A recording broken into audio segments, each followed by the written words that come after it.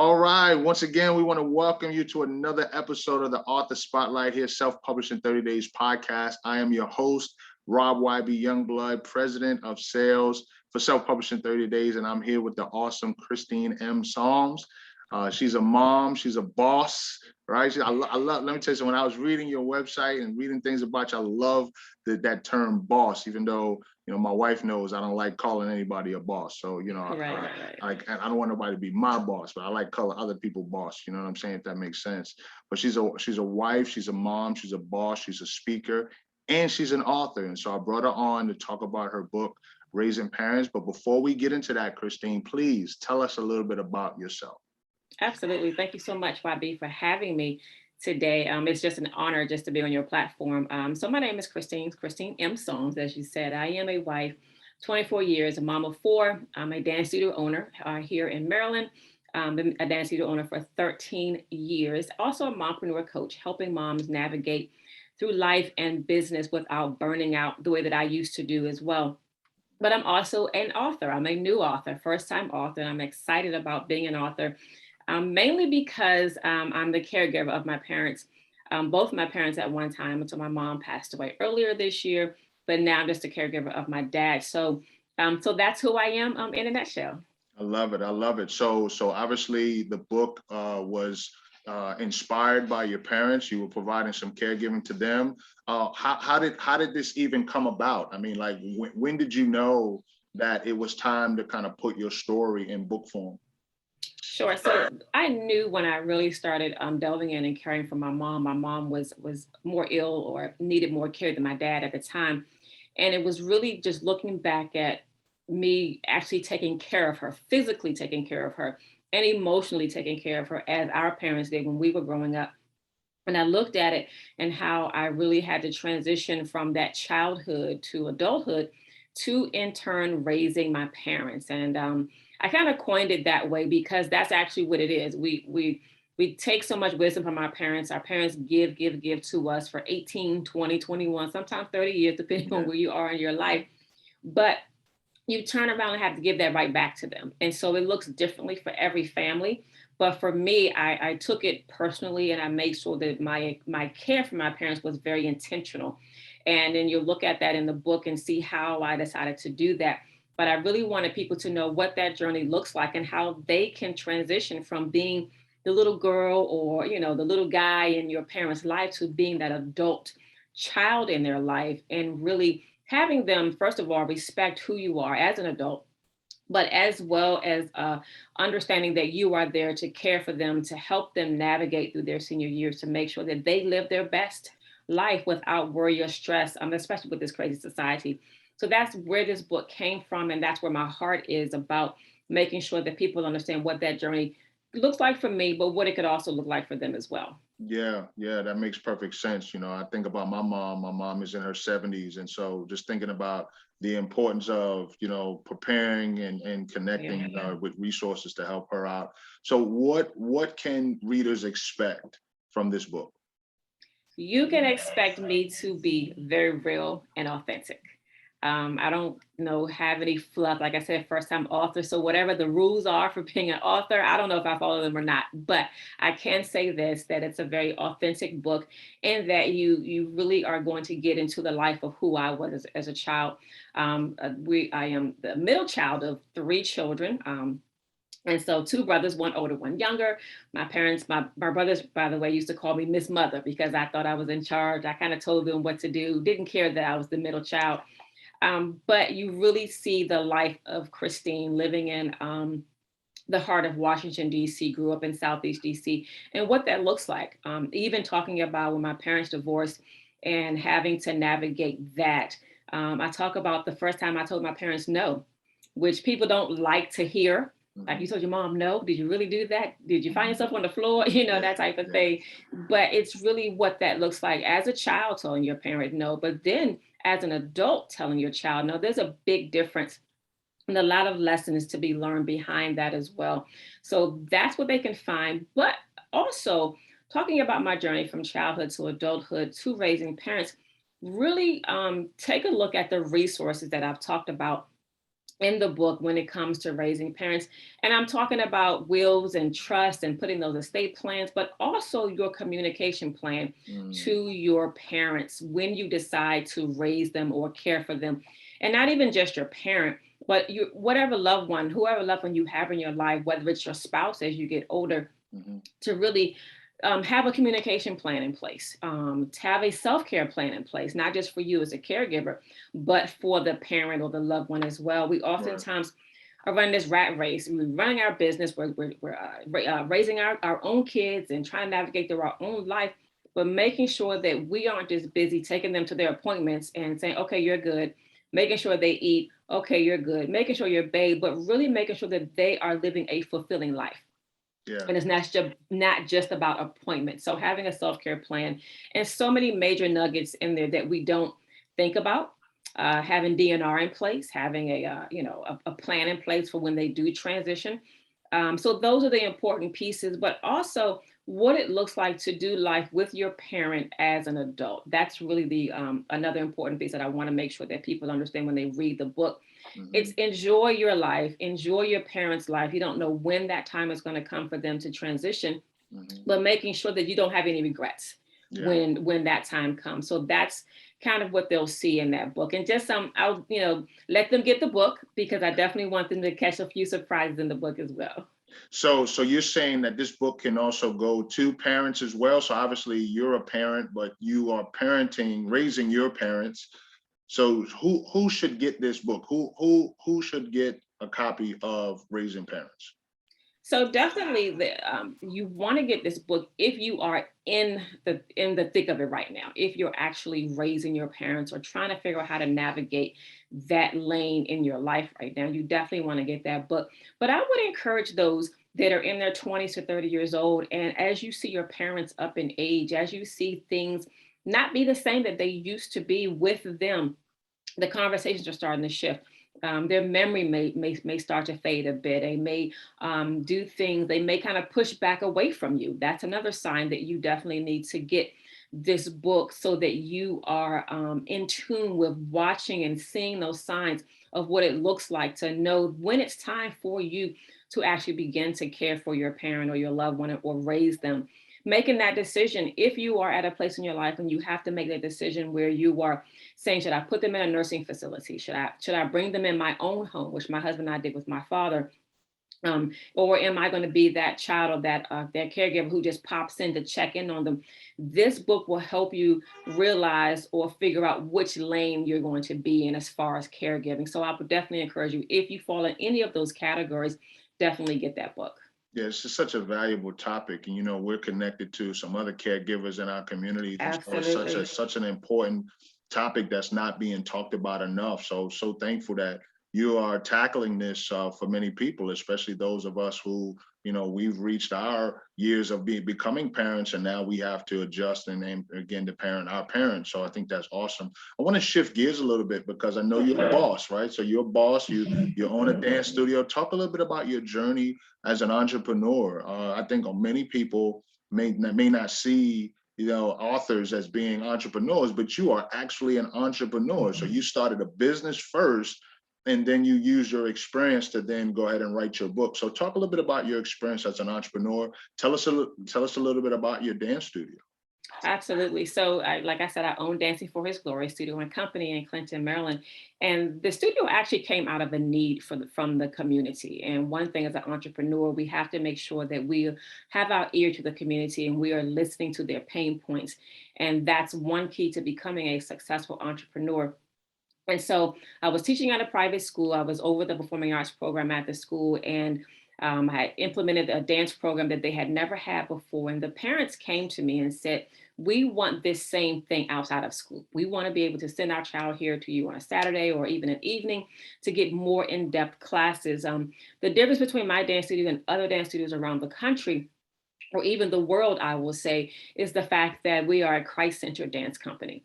We aren't just, waving flags and waving our hands, but we are a technically sound company Our motto is that we are spiritually strong first and technically sound at the same time, so that you can see the likes of us auditioning for Alvin Ailey. You can see the likes of us auditioning for Dance Theater of Harlem, going across the country because of the foundation that we have set here at the studio. Been in business for 13 years. We have about 100 students in our studio right now, aging from 2.5 all the way through adult. From ballet, modern, tap, jazz, hip hop, African, you name it, we have it here. Point as well. Only thing we don't have yet is ballroom. Okay. Ballroom is going to be coming next as well. But the more important piece about me owning my dance studio is that I listened to the pain points, like I said, of the community and what they were looking for. And the reason that I decided to have a Christian-based studio is because, yes, I am a believer, and there are many other believers across the country who have dance studios. But I am a firm believer that our foundation should be Christ, and that's who it is. And so because that's the foundation, that's everything that I do is built on that. Yeah. My book, my coaching programs from Mompreneurs, my dance studio, my family, my life, everything is built on that foundation. And so I just encourage entrepreneurs when they are moving forward in whatever their lane is, make sure you have a foundation first, no matter what your foundation is. Make sure that foundation is solid, because everything will catapult from there. So that's who I am. I am passionate about being a dance studio owner, as you can tell. I absolutely love what I do. We don't do competition here. And the main reason why we don't do it here, it has its place. And I have other studio owner friends who have competitions, dance teams, and I support them as well. But I don't do that here because I want to encourage families to understand this is a safe place for their kids to come. Right. The competition is who they are looking at in the mirror, which is themselves.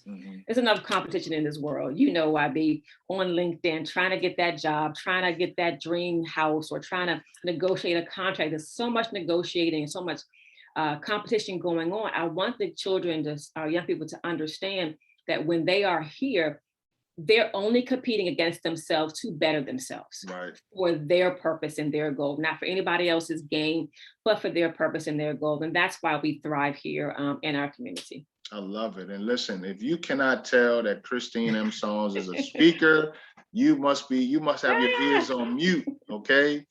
Phenomenal communicator. Love your energy. So let's, as we're about to land the plane, let's talk a little bit about the struggles. Like, you know, was it easy for you to put this book together? You know, did you have any challenges? I know that a number of people don't even get to the point where they get their book out for fear and doubt. Did you face any of that? Let's talk a little bit about any struggles that you had to endure as you were going through this process of becoming a published author. Absolutely. My first struggle was right here in my head. That was my very first struggle, is getting out of my head and understanding that I had something to say. And the first part is to believe that you have something to say. That was my first challenge, is I knew what I wanted to say. I knew what I was feeling. I knew I wanted to share my story. So getting out of my head, realizing that I had something to say, and understanding that I have a voice and I wanted my voice to be heard. Is my voice for everyone? No, it's not. But it's for those who are like me, or who have that same journey, or who something that I say resonates with them. And that was my first challenge, is getting out of my own way, getting out of my own head and moving forward. My next challenge was really finding someone to help me who knew this lane better than me. Oftentimes, excuse me, as entrepreneurs, we don't ask for help. We think that we can figure it out as we go along, or we already know everything because we think it's our niche. But for me, I knew that it wasn't. So I had to find that who in my life who could actually help me get to my next level. So I did my research, and I encourage those that want to pursue and be an author, is to do your research first. And so getting out of my head, finding the who in my life who will help me get to that next level, and asking the right questions.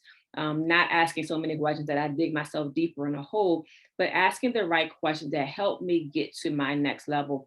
What I did was I kind of reverse engineered, as my coach would say, and I went to my goal. Whatever my goal was, that was my goal. And then I pulled back month by month, week by week, to figure out what it took for me to get to that goal. And I say goal and not deadline, because goals and target dates are great. Deadlines are not. When you have a deadline, there's always a consequence or a negative connotation when you don't reach it. However, when you have a goal or a target, they can be moved. Targets move all the time. And so I set those targets in place, understanding that they could be moved and I will be okay with it. And then I wouldn't go back in my head and second guess myself. And I'll give you a prime example, and then I'll stop there. Writing this book while caring for my mom passed away. The book was set to be out in February of 2021, but she passed in January of 2021, which meant that I had to change my target date. I had to take a pause. And if I had set deadlines, I would have really crushed my spirit to really push forward and get this book out. But because I had a target date, I was able to make sure that I just moved my date, took the time to do what I needed to do to move forward. And so those are my challenges, but I was able to push past them. I love it. I love it. You know, and there's a phrase that I've learned that in every adversity, there's a seed of an equal or greater benefit, but only from the mind that's positive. And so what you're hearing, folks, is someone who, you know, hit the adversity, overcame the adversity, but found the seed of an equal or greater benefit. I love it. So what's next for you, Christine? Where do you see yourself going? How do you see this book impacting lives? Let's talk a little bit about the future, and then we'll go ahead and land the plane. Absolutely. Absolutely. So this book, I'm actually, I guess you're still on a book tour, if you will, talking about the book and just sharing this book. My goal is to be an author of impact. I don't want to just be an author who just wants to make a couple of bucks on the book or be a bestseller. That would be awesome. That would be great. But I want to be an author of impact, where that everything that I do is impacting your life. I'm a motivator, and I motivate people to strive for excellence and succeed. So no matter where they are in their life, that is my goal, to motivate. I do have my heights set high as far as this book is concerned. I am talking to some people, and I'm looking to get on a different platform, or the larger platform, a television platform, not letting the cat out the bag all the way, but I have those things in place right now, working towards that, to be on that platform, to be able to kind of discuss this journey of being a caregiver on a larger scale for the American community. I love it. And I say American community, not just Maryland. Yeah, come on now. You're very intentional about your words. I get it. So, two last questions for you. If my team and I were to cover the expenses of you and your husband, because we want your husband to go to, right? Of you and your husband to travel anywhere to write your next book, where would you travel to? If we were paying for it, where would you travel to write your next book? That's a great question. Oh, wow. Where would I travel to? I would probably travel to an island, and the island would either be Hawaii or Aruba. Okay, Hawaii.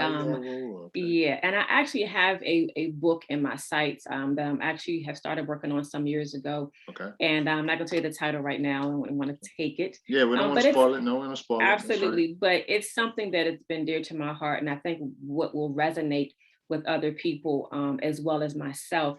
And so that's what I'm actually starting a little bit now, trying to getting that outline together. So yeah, if I had the opportunity to do that, yeah, I would. And I say an island because it's very serene, it's very quiet. Right. I love a quiet place, nothing too busy, very quiet, and still waters. I love it. Still waters run deep. I love it. Yes. I love it. So where can folks find you? Where can they find your book? How can they support you? Absolutely. Christine M. Soames on all social media platforms, Instagram as well as Facebook. My book can be found on Amazon. We have an ebook on Amazon. If you go to Amazon, type in Raising Parents, or even my name, I will come up. A paperback book can be purchased at either ChristineMSoames.com, www.christinemsoames.com, or you can go directly to the raisingparents.shop website, raisingparents.shop website to receive your paperback copy. We love it. So Christine, we are so appreciative of you joining us here at the Author Spotlight, Self-Published in 30 Days, where our focus is on encouraging people to know that this is the year for their new book. So for those of you who are listening, remember, be encouraged, be blessed, but most of all, continue to share the faith. And the way that you do that is by walking in your gift, because your gift will make room for you. Be encouraged. We'll see you next time. Peace.